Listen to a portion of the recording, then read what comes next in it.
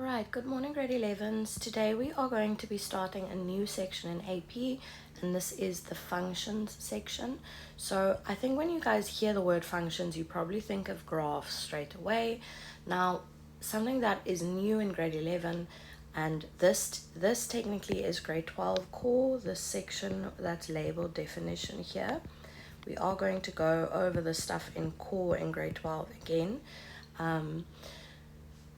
But a function actually is not just any graph, or I should rather say, every graph is not necessarily a function, but every function can be drawn as a graph. So let's look at the definition. Now, guys, if you want to follow along in your textbook, this is on page 67, or you can maybe just write in your sorry, see someone's phoning me. You can maybe just write in your book somewhere, page 67. You don't have to rewrite all of this, but if you want to, obviously you're more than welcome to. So where it says definition, a function is a rule, and we're just using F to represent it, which maps each element of a set of real numbers, which is the x, the element of x, the set of x, onto exactly one element of another set of numbers, of real numbers, which is y. Now we call this the set x, we call the domain, so we can highlight that as well, and the set y is called the range. So guys, the x values are basically what we want to call the input values, and then the y values are what we call the output values. But domain and range is what we are going to use going forward. X is always your domain and range is always your y.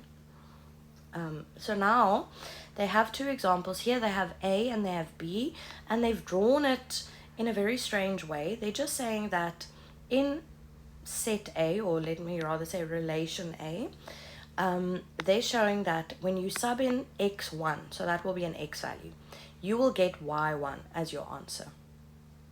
When you then sub in x2, another x value, you will get y2, a different y value from the first one. When you then sub in x3, you will get y3, again, another different y value.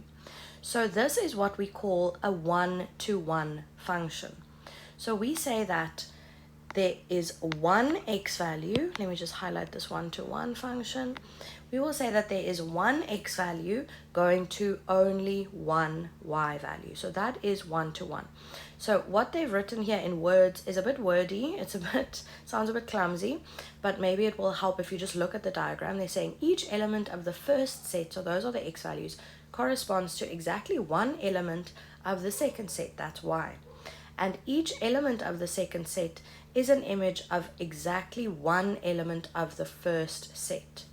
Now you'll see the difference now when we look at B. B represents a many-to-one function.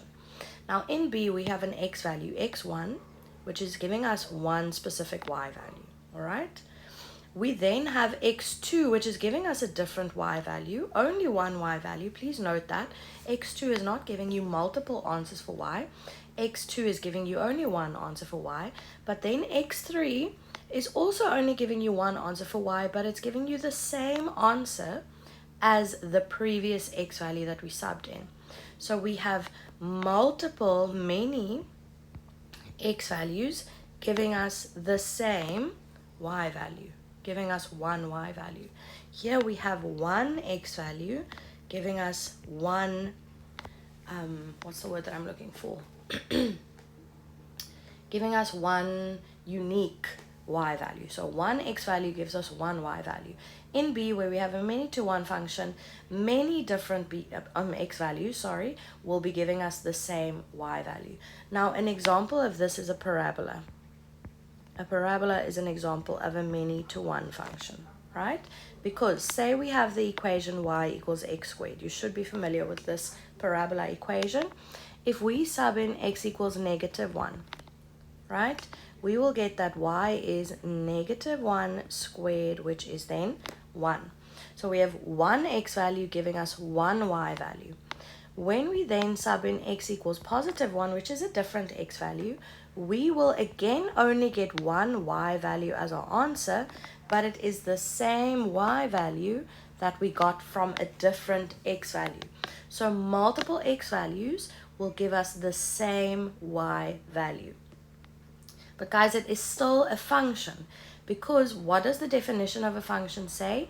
One x value gives us one y value, right? One x value gives us only one y value. That's basically what they said, what they were trying to say in the definition there.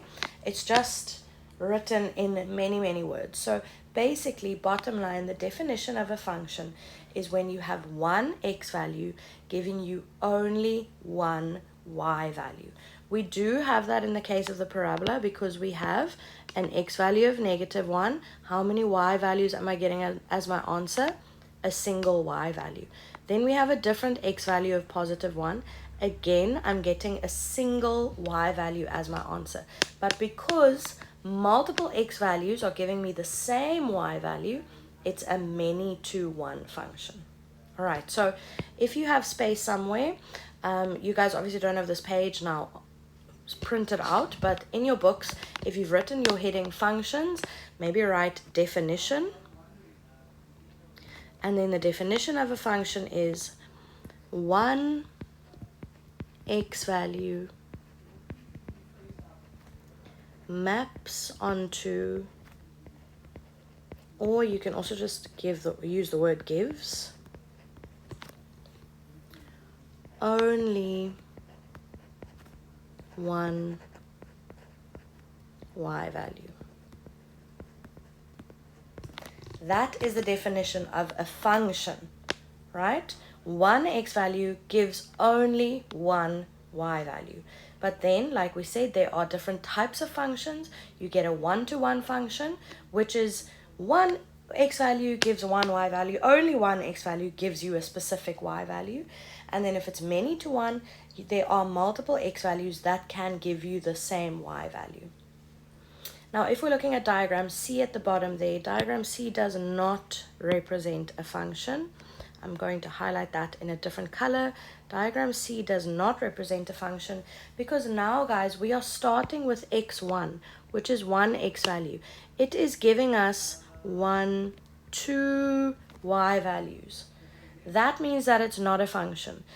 A function is when you have one x value giving you only one y value.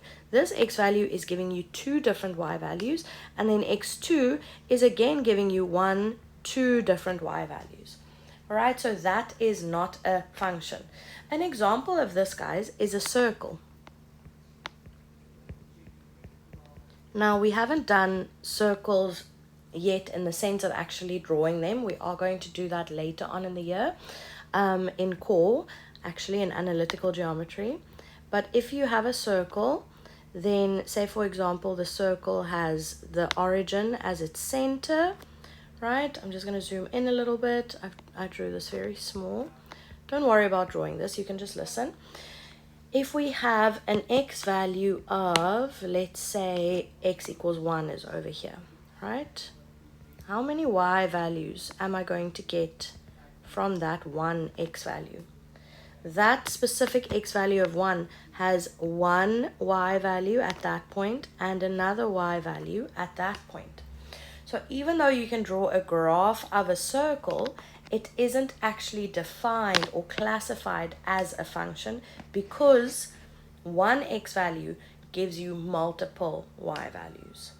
All right, now a way of checking that, instead of always thinking of the actual definition and trying to apply it, there is something that you can do very quickly to check whether something is a function, and that is the vertical line test. So you can write this down, vertical line test for functions.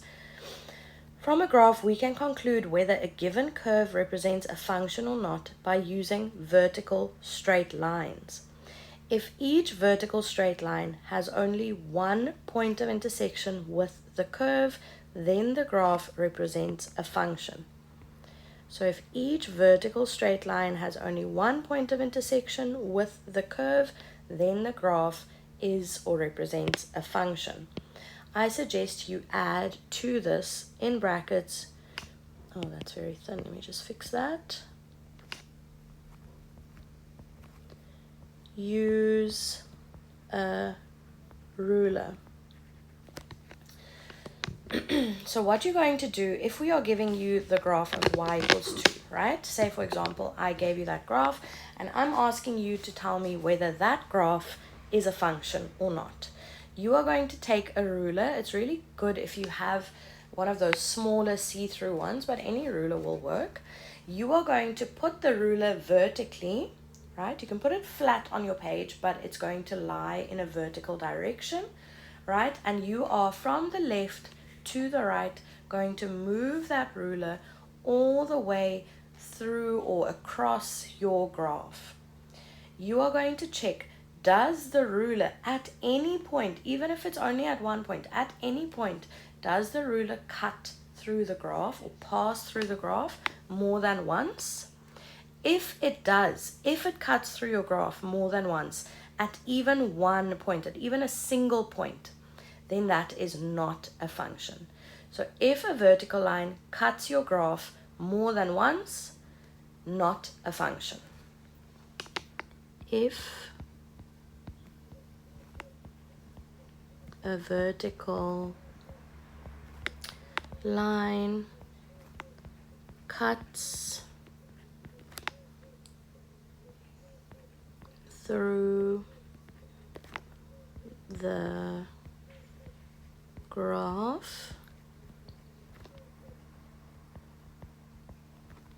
more than once,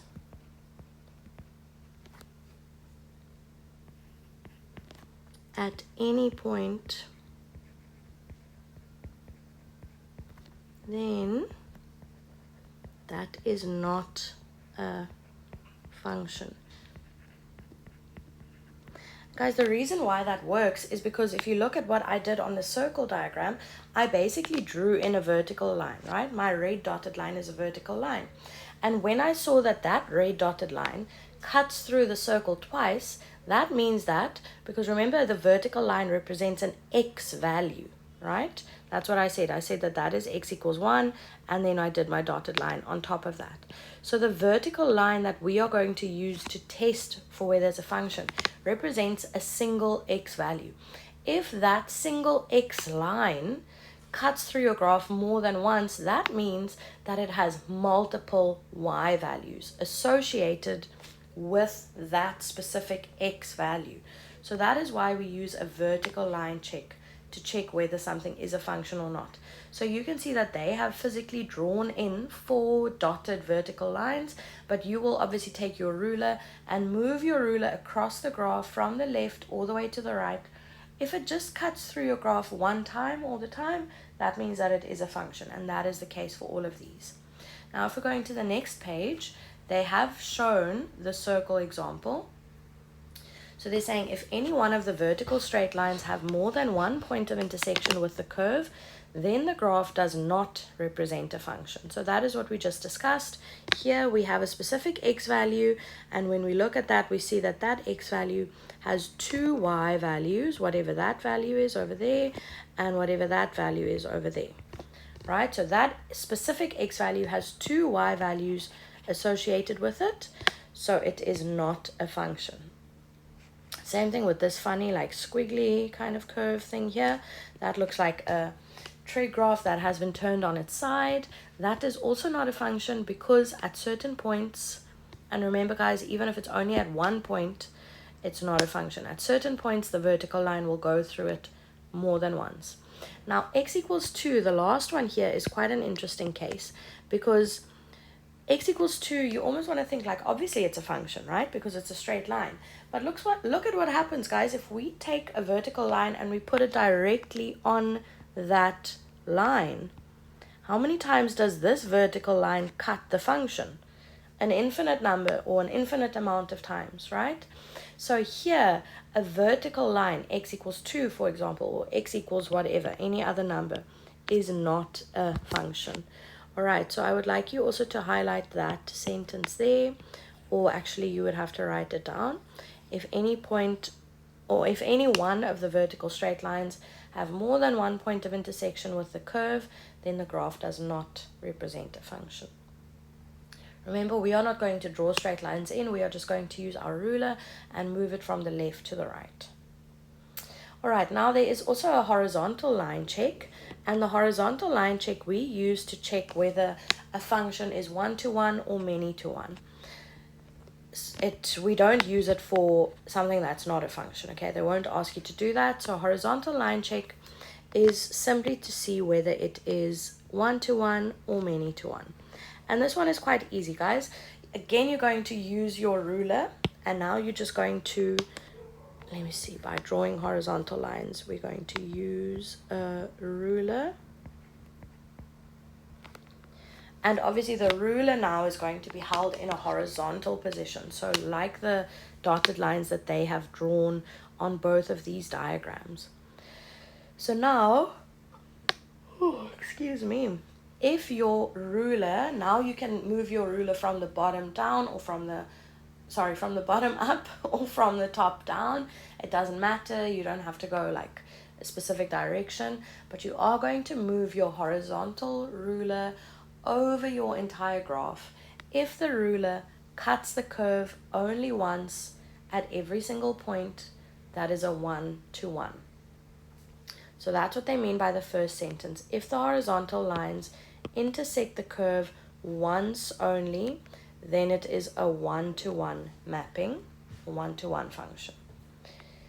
If your ruler, as you're moving it from the top to the bottom or from the bottom to the top of the graph, if it cuts through your curve or your graph, whatever it is, more than once, then it is a many-to-one. All right, so if there is more than one point of intersection, then it is many-to-one. And it is still a function, right? One-to-one and many-to-one, those are two different types of functions. Okay, so guys, if they're asking in a test or exam, is it a if they've given you the graph, right? And they ask, is it a function? Just do your vertical line test, yes or no.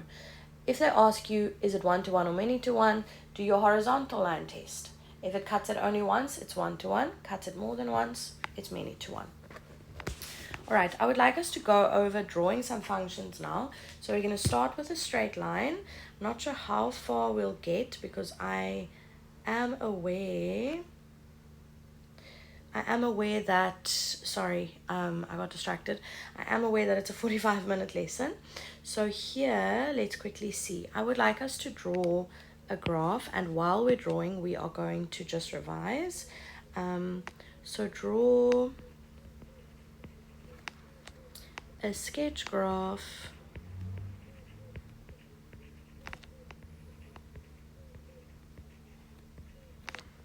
of y equals 2x minus 4 and, not and, sorry, if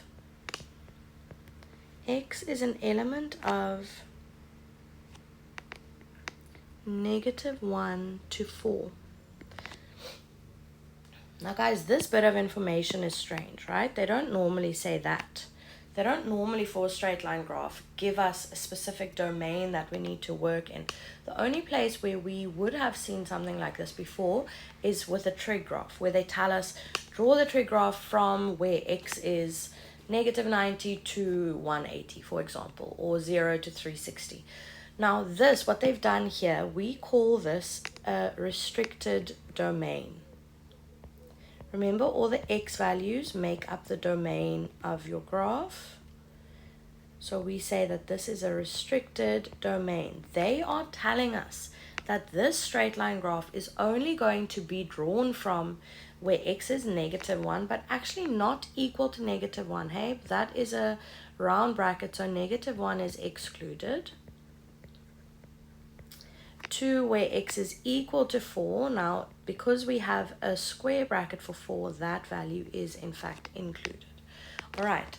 Now, guys, that adds a new kind of layer to drawing this graph, because we are not only going to draw our x and y intercepts, connect them, and put arrows on the ends of our line. We have to actually find the end points as well. So I want you to add that. If domain is restricted, then calculate and plot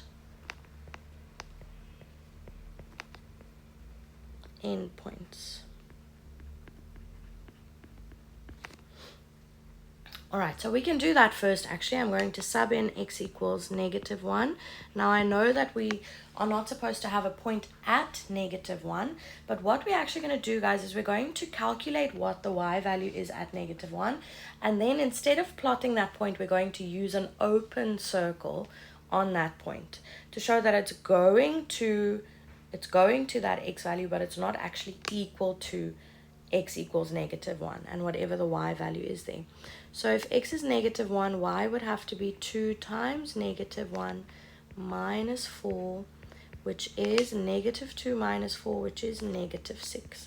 So we're going to have the point -1, -6, but remember it's going to be an open circle. Again, the only reason for that is because they put a round bracket, or a round bracket rather, in that domain that they excluded. They're telling us that they're excluding it. All right, for x equals 4, that is included, so we can just plot that point normally, but let's just quickly work that out. So y is 2 times 4 minus 4, so that's 8 minus 4, which is then 4, so we're going to have the point 4, 4, and this is going to be an actual point, so like a normal closed circle. All right, that's not enough to draw our straight line. Unfortunately, we do still have to find our x and y values, or x and y intercepts.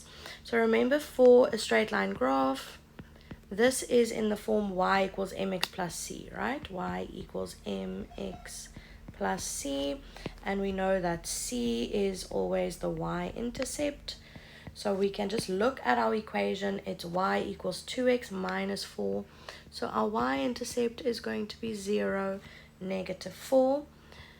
For the x-intercept, remember, in order to calculate the x-intercept of any graph, you must make y equal to 0 and then solve for x.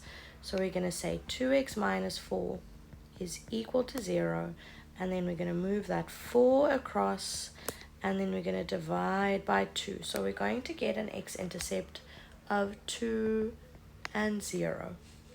So now we have 4 points that we're going to have to plot, guys. We have this open circle endpoint, our normal closed circle endpoint, we have our y-intercept and our x-intercept. Okay, so now we can draw this graph. I think I'm going to use one block for 2 units. So let's do a 4 up and then a 4 down like that. And then we can do the same kind of scale here. You can obviously draw yours a bit bigger. I'm just running out of space here on my page.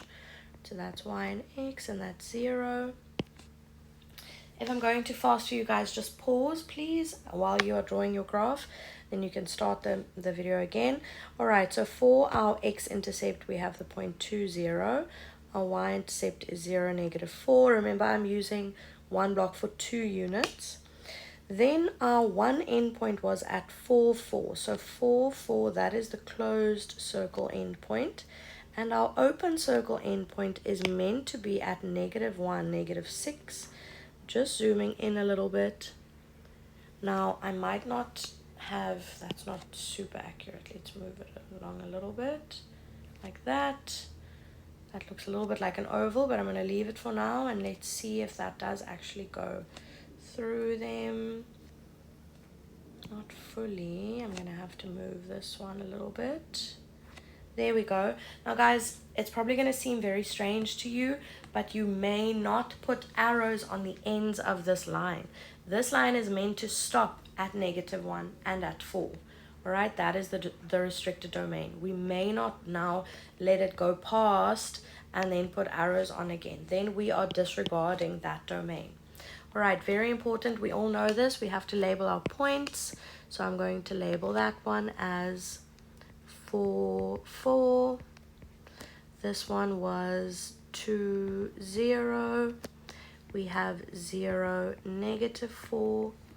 And then we have -1, -6. All right, so these are the types of straight line graphs that you need to be able to draw this year. Okay. I'm not sure how much time we have left now, and if I can do the hyperbola. Yeah, I think I'm going to leave it at that for now. Let's quickly take a look at the textbook. Maybe there is a question that I can give you to do on your own. Yes, there are 2 questions that I would like you guys to do. So you can see on the screen now, it's exercise 7.1 on page 71.